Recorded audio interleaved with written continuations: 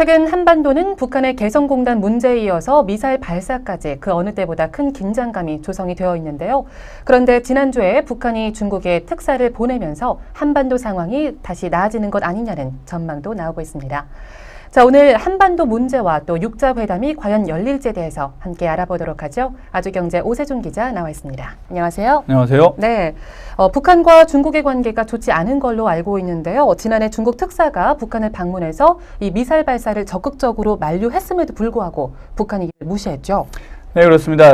중국과 이제 북한의 관계가 본격적으로 틀어지기 시작한 것은 지난해 이제 말부터인데요. 네. 중국이 이제 권고와 만류에도 불구하고 북한은 자기만의 행보를 이어가서 중국이 큰 배신감을 느낀 것으로 알려졌습니다. 방한 중인 김숙 유엔 주재 한국 대표부 대사도 중국은 북한이 자신의 설득에 정면으로 도전한 데 대해 모멸감을 느꼈다며 중국 내 분위기를 알려줬습니다. 네. 특히 중국에서는 최근 한반도 전쟁 위기 고조가 미국의 동아시아의 미사일 배치, 이런 첨단 전력 배치를 강화하는 계기로 연결되는 것 아니냐는 우려가 나오고 있어 이제 북한이 조금 눈에 가시가 되고 있는 상황이죠.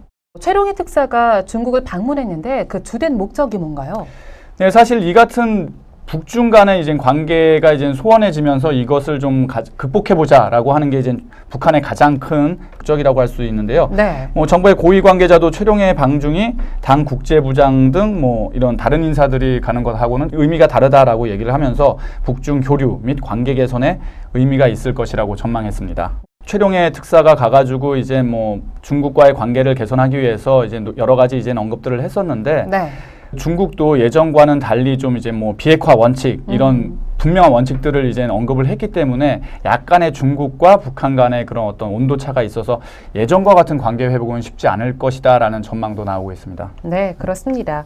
이번 방중 기간에 특히 눈에 띄는 것이 바로 육자회담에 대한 언급인데요. 과연 육자회담으로 이어질 수 있는지 궁금하거든요. 네, 그렇습니다. 사실 첫 번째 목표가 북중 관계 개선 회복, 그리고 주변국들과의 대화를 통한 한반도 문제 해결. 하지만 중국도 말했듯이 비핵화 원칙 없이는 아무것도 없다. 이런 강한 입장을 보였고요. 주펑 베이징대 교수는 미국의 뉴욕타임스 기고에서 비핵화 없이는 중국이 김정은의 방중도 환영하지 않을 것이다라고 하면서 입장을 분명히 했습니다. 어쨌든 비핵화는 해야 된다. 그런 네, 그렇죠. 입장이고요. 네.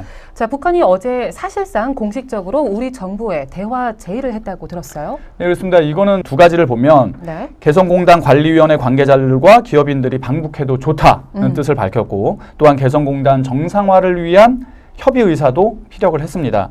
북한의 대남기구인 조평통 조국평화통일위원회는 우리는 공업지구 기업가들의 방문을 이미 승인한 상태며 그들이 들어오면 우리 정부가 계속 주장했던 제품 반출 문제를 포함해 공업지구 정상화와 관련한 어떤 협의도 진행할 것이라고 밝혔습니다. 네. 결국 이제 북한이 적극적으로 좀 대화에 나서는 모습을 보이고 있는 것은 사실입니다. 그렇죠. 근데 신변 안전이 가장 문제지 않습니까? 네, 그렇습니다. 예. 사실 우리 정부가 가장 이제 방북을 허용하지 않는 이유가 우리 국민들이 결국에 북한으로 들어가야 되는 거기 때문에 안전을 보장해줘야 된다라는 게 이제 가장 기본 틀이었는데 네. 북한도 지금 걱정하지 마라. 신변 안전은 우리가 그 부분은 보장을 하겠다라고 얘기를 사실 한 상태입니다. 네. 네. 아니 그런데 이렇게 얘기는 하지만 미사일 발사하고 도발을 하니까 우리가 걱정을 하게 되는 거죠. 네, 그렇죠. 네. 네. 자, 국민들의 신변 안정이 보장이 될 경우 기업인들의 방북을 허용하겠다는 우리 정부의 입장이 고려된 걸로 보이는데요. 북한이 개성공단 관리위원회 관계자들도 동행을 해도 좋다고 얘기를 했어요. 네, 그렇습니다. 더 이상 이젠 관계자들이 아무래도 들어가다 보면 네. 개성공단 정상화를 위한 원부자재, 완제품 반출 문제뿐만 아니라 정상화를 위한 여러 가지 논의가 가능하다라는 건데 결국에는 이제 북한이 개성공단 정상화를 위해서 더 이상 시간을 끌지 않겠다. 이런 의지를 보여줬다라고 의지를 보여줬다고 얘기를 할 수가 있죠. 우리 정부 또 통일부 당국자들은 어떤 입장인가요?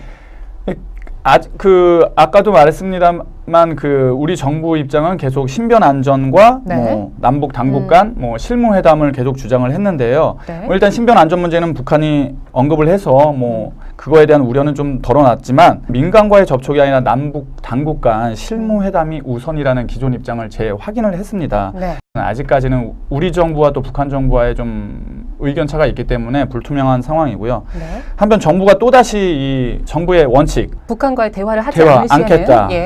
그러면 그런 원칙을 내세워서 그 북한의 제의를 받아들이지 않을 경우는 네. 정부가 과연 북한과 대화 의지 자체가 있느냐라는 사실 지적도 나올 수가 있어서 향후 네. 우리 정부의 이제 선택이 뭐 궁금해지는 대목입니다. 네, 그렇습니다.